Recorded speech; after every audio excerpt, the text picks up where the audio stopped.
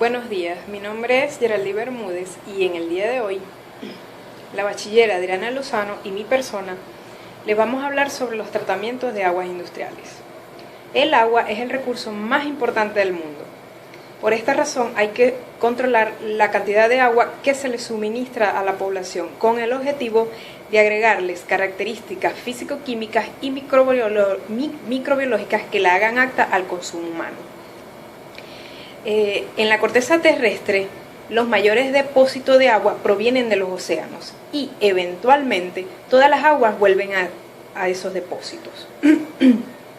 A continuación, le vamos a hablar de los diferentes tratamientos a los cuales el agua debe ser sometida para los usos industriales y los parámetros que debe seguir para ser apta al consumo humano.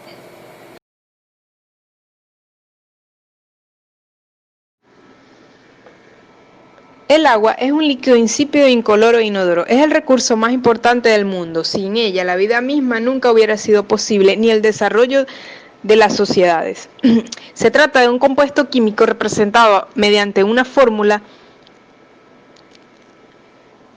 H2O, la cual indica que es una combinación de dos volúmenes de hidrógeno y uno de oxígeno. Son pocas las operaciones de ingeniería o industriales que pueden llevarse a cabo con buenos resultados sin la presencia del vital líquido.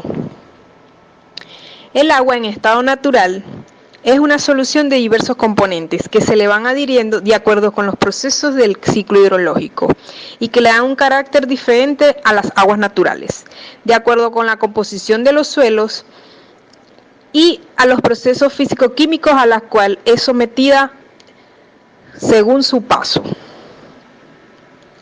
El agua posee entonces características variables. A causa del calor solar, el vapor de agua asciende formando nubes, las cuales se condensan y producen lluvia o nieve. La contaminación ocurre desde el momento en que el agua líquida alcanza el estado del vapor hasta que se descarga al océano. La naturaleza de la contaminación depende de las características del territorio sobre el cual se forman las nubes y donde precipitan las lluvias o nieve. Como podemos observar en la lámina, allí se ve ilustrado el ciclo del agua. Del agua que cae sobre la corteza terrestre, un tercio fluye al océano por cauces fluviales superficiales y el otro 2/3 se evapora o percola y luego aparece en manantiales o pozos subterráneos. En este proceso, el agua se contamina con el polvo del aire o minerales disueltos. En el suelo, aguas negras y residuos industriales. El agua retorna posteriormente a la superficie acuática para ser repurificada. La acción disolvente del agua sobre las sustancias minerales se incrementa por la presencia de los gases disueltos de dióxido de carbono y oxígeno.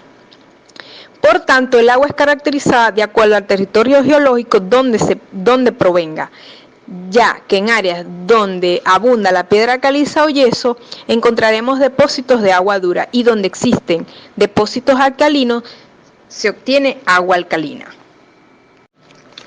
Tipos de aguas. Aguas subterráneas. Son aquellas que se encuentran bajo la superficie terrestre y ocupan los poros y las fisuras de las rocas más sólidas. En general mantienen una temperatura muy similar al promedio anual en la zona. Esta agua puede aparecer en la superficie en forma de manantiales o puede ser extraída mediante pozos. La contaminación del agua subterránea ocurre cuando agentes contaminantes son liberados al suelo o subsuelo y luego migran hacia el acuífero. Esto también puede ocurrir de manera natural debido a la presencia de elevadas concentraciones de constituyentes minerales existentes en el acuífero. Aguas superficiales. Son aquellas que se encuentran sobre la superficie del planeta. Estas se producen por la escorrentía generada a partir de las precipitaciones o por el afloramiento de aguas subterráneas. Pueden presentarse en forma correntosa, como es el caso de corrientes, ríos y arroyos, o quietas si se trata de lagos, reservorios, embalses, estuarios, océanos y mares. Aquí podemos ver la caracterización de cada tipo de agua. Las aguas subterráneas contienen alta en sólidos disueltos, baja en sólidos en suspensión, altas en hierro y manganeso, baja en oxígeno, puede contener gases sulfurosos. Y las aguas superficiales son bajas en sólidos disueltos, altas en sólidos en suspensión. La calidad cambia rápidamente con las estaciones y con la climatología. Usos del agua. El agua tiene multiplicidad de usos en la industria. La calidad de la misma estará en función del empleo a la cual se le destine. Como podemos ver, tiene múltiples usos, como lo es limpieza, riego, consumo humano, baños y sanitarios, laboratorio, uso culinario, procesos y calderas. Por ejemplo, en los baños y sanitarios se emplean en inodoros, duchas e instalaciones que garantizan la higiene personal. En los procesos, la transmisión de calor o refrigeración es como el uso industrial que más cantidad de agua emplea. Aproximadamente el 80% del agua industrial corresponde a esta aplicación, siendo las centrales térmicas y nucleares las instalaciones que más agua necesitan. En la producción de vapor suele estar dirigida a la obtención de un medio de calentamiento del producto que se desea elaborar. En la materia prima, el agua puede ser incorporada al producto final, como en el caso de la producción de bebidas, o puede suministrar un medio adecuado a determinadas reacciones químicas. En la utilización como disolvente en los diferentes procesos productivos, labores de limpieza de las instalaciones. Y en la obtención de energía, referido a las centrales hidroeléctricas y a las actividades que usan vapor de agua para el movimiento de turbinas. Uso del agua en la industria.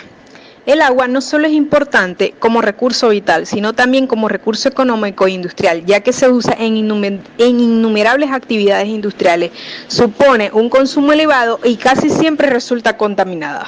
En toda industria es importante hacer una revisión teórica de los parámetros a medir en el laboratorio, como color, turbidez, acidez, dureza, entre otros, con la recolección de muestras en la red de distribución durante la práctica, para poder llevar a cabo el desarrollo de los respectivos trabajos en cada planta. En la industria es indispensable disponer de una fuente segura de suministro de agua para sus necesidades de presente y futuro, así como un cuerpo que pueda aceptar sus efluentes. Uno de los recursos más importantes para los procesos industriales es el agua, ya sea para la elaboración de sus productos y para el mantenimiento de sus materiales y equipos. En industrias de gran tamaño se recurre a fuentes superficiales como ríos o lagos, y también se requieren de agua de irrigación para abastecimientos y generación de potencia. De acuerdo con la fuente de suministro del agua, la calidad de esta puede variar, ya sea de que la fuente sea natural, pozo profundo, lago, río, o que provenga del suministro municipal. La experiencia ha establecido con bastante precisión especificaciones definitivas para satisfacer los requisitos de agua en la mayoría de las industrias y ha indicado tolerancias de las cuales no es posible obtener resultados satisfactorios. En la siguiente diapositiva vamos a hablar de las normas de la calidad del agua. No es más que un conjunto de los valores máximos de aquellos componentes o características que representan un riesgo para la salud de la comunidad o inconvenientes para la preservación de sistemas de almacenamiento. Como podemos ver, en Venezuela las normas de calidad del agua se rigen por el decreto número 36.395, donde nos indica los valores adecuados que deben tener para ser apta al consumo humano. Allí podemos observar color, turbiedad, olor, sabor, pH, alcalinidad, dureza total, dureza de carbonatos, calcio, magnesio, sulfato y cloruros. Como podemos ver, deben cumplir esos parámetros para poder ser aptas al consumo humano. Impurezas típicas del agua y métodos comunes de tratamiento. Existen diferentes tratamientos de agua. La selección del más adecuado dependerá de la calidad del agua a tratar y del grado de pureza al que se requiera llegar. Este siempre depende del proceso al que se va a utilizar. Como podemos ver, allí en la lámina podemos observar los diferentes tratamientos a los que es sometido el agua y la cobertura que tiene a lo que queremos llegar. Podemos observar la tabla. Del lado derecho están el área de cobertura que tienen los distintos tratamientos. Problemas ocasionados por las impurezas del agua. Incrustación mineral. Se forma como consecuencia de la cristalización de los minerales disueltos en el agua. La acumulación de sedimentos minerales es uno de los problemas que más preocupan a los ingenieros. Se trata de un conjunto de depósitos que se incrustan en los orificios de los cañoneros, los revestidores, las tuberías de producción, las válvulas, las bombas y equipamiento de completación del pozo, de manera tal que obstruyen el hueco e impiden el flujo normal de los fluidos. Los factores que influyen en su formación se deben a la concentración de mineral en el agua, temperatura, pH del agua y sólidos en suspensión. La formación de las incrustaciones comienza cuando se perturba el estado de cualquier fluido natural de forma tal que se excede el límite de solubilidad de uno o más de sus componentes. La solubilidad de los minerales en sí misma tiene una complicada dependencia de la presión y de la temperatura. Algunos efectos de la formación de las incrustaciones es disminución del rendimiento de la planta, causas paradas no programadas en la planta, aumento de los costos asociados a mantenimiento y retraso del cumplimiento en los programas ya planificados en la planta y disminución de operatividad. ¿Cómo podemos evitar las incrustaciones? Limitando la concentración de las especies que las forman, aplicando inhibidores químicos como la modificación de los cristales. Aquí, la forma de los cristales en crecimiento puede ser alterada por medio de los inhibidores, que actúan como modificadores cristalinos. En la dispersión, el inhibidor se absorbe en la superficie de los cristales en crecimiento, aumentando así su carga aniónica y aumentando la repulsión electrostática entre los cristales. También añadiendo ácido para reducir el pH y la alcalinidad, y efectuar modificaciones en el diseño del sistema. Ahora pasamos al fenómeno de corrosión, que no es más que la degradación de un material causado por las reacciones químicas a muchos tipos de metales de tubería que se utilizan para la vida cotidiana y en varias plantas industriales. Puede avanzar en los metales a través del tiempo y puede conducir al colapso de la tubería. Las causas más comunes son los gases disueltos y productos químicos, pH bajo, sólidos totales disueltos bajo, alta temperatura y caudales y crecimiento microbiológico. Los gases disueltos, los altos contenidos de gases disueltos como el oxígeno y el dióxido de carbono pueden corroer tuberías metálicas y causar fugas por roturas. Al obtener un pH bajo, el agua puede atacar las tuberías de cobre y causar fugas y roturas. Sólidos totales disueltos en el agua tiene baja concentración de mineral disuelto y puede extraer minerales de las tuberías metálicas. A altas temperaturas y caudales, por norma general, las temperaturas más elevadas promueven el aumento de la corrosión. El agua caliente es mucho más corrosiva que el agua fría. Y el crecimiento microbiológico, los microbios, si se les proporciona un suministro de alimento y oxígeno, pueden corroerlas, causando la acumulación interior y las fugas subsiguientes. Otra de las posibles causas es la corrosión galvánica, que es común en conductos o tuberías metálicos y se produce cuando en presencia de humedad se unen tuberías de diferentes metales. Allí en la ilustración de la figura podemos ver una celda galvánica. Un sistema de agua de enfriamiento proporciona el entorno ideal para la reversión del metal al estado oxidado. El proceso de corrosión en una celda es una reacción electroquímica. En el ánodo, el hierro puro comienza a descomponerse en contacto con el agua de enfriamiento. En este paso deja electrones atrás. En la etapa 2, los electrones viajan a través del metal hasta el cátodo. Y en el cátodo se produce la reacción química entre los electrones y el oxígeno. Transporta por el agua de enfriamiento, esta reacción se forman OHs. Y en la etapa 4, los minerales disueltos en el agua de enfriamiento completan este circuito electroquímico de vuelta al ánodo. Efectos que puede causar la corrosión. Destruye los metales del sistema de refrigeración. Los productos de corrosión se depositan en los cambiadores de calor, se producen fugas en los equipos, reducen su rendimiento, aumentan el consumo de agua, se incrementan las paradas de mantenimiento, paradas no programadas, y los equipos deben ser sustituidos o reparados. Algunos métodos que ayudan a controlar este fenómeno pueden ser utilizar las aleaciones resistentes a la corrosión, ajustar el pH en los sistemas. El aumento de este reducirá la velocidad de la corrosión. Aplicar recubrimientos protectores no son muy efectivos debido a la superficie de metales rugosos y la dificultad de mantener la integridad del recubrimiento.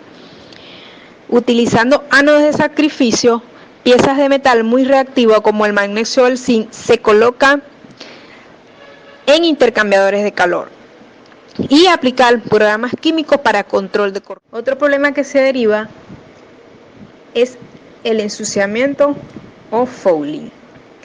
Es la acumulación de material sólido diferente de las incrustaciones que desmejoran las operaciones del sistema y contribuyen a su deterioro. Se forma por material suspendido que sedimenta en el seno del agua, formando depósitos suaves. Puede llevar al bloqueo total del intercambiador de calor. Finalmente, dependiendo de los depósitos de incrustación involucrados, se puede llegar a la corrosión del intercambiador de calor. Allí podemos observar los ensuciantes más comunes, como son sedimentos, arena, lodo y hierro, aceites, productos de corrosión, crecimiento microbiológico, suciedad y polvo en el ambiente. Las posibles causas: corrosión, crecimiento microbiológico, velocidad del flujo, temperatura del agua, y los efectos: disminución del rendimiento de la planta, aumento de los costos, reducción de la productividad y reducción de la eficiencia de los inhibidores. Estrategias para evitar los efectos del fouling. Prevención, reducción y control continuo. En la prevención, buen control de corrosión, incrustaciones y microbios. En la reducción, una forma de controlar el nivel de contaminantes ya presentes en el agua de enfriamientos es aumentando la purga del sistema. Un método más económico es instalar un filtro de flujo lateral. Este dispositivo está diseñado para filtrar aproximadamente el 5% del flujo del agua recirculante. En control continuo hay varias acciones de rutina que se deben practicar para minimizar la deposición debido a los contaminantes. En el tratamiento químico, reforzadores de carga son polímeros aniónicos que aumentan la resistencia de la carga ya presente en sólido suspendido, mantiene las partículas pequeñas para que no sedimente. Y los agentes humectantes son químicos como los surfactantes, ayudan a penetrar los depósitos existentes y ayudan a eliminar de las superficies metálicas. Crecimiento microbiológico. El crecimiento bacteriano en los sistemas de almacenamiento y distribución de agua potable produce un deterioro de la calidad del agua, alterando su sabor y olor y aumentando su turbiedad, e incluso llegando a afectar su conformidad con las normas microbiológicas de calidad.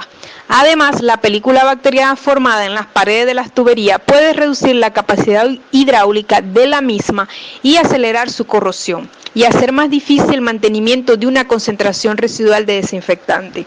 Este desarrollo bacteriano depende fundamentalmente del contenido de materia orgánica biodegradable y de nutrientes inorgánicos, de la eficiencia del desinfectante residual, de la temperatura, del tiempo de residencia del agua, de los conductos y depósitos de almacenamiento, del pH del agua y del material de construcción de las tuberías. Los microorganismos problemáticos en la contaminación del agua son las bacterias, algas y los hongos. Las bacterias son los microorganismos más peligrosos en el agua de enfriamiento porque pueden causar daños severos.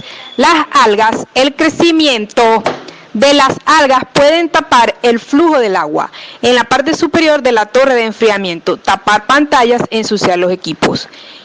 Los hongos son un grupo de microorganismos que utilizan el carbono de las fibras de madera como alimento.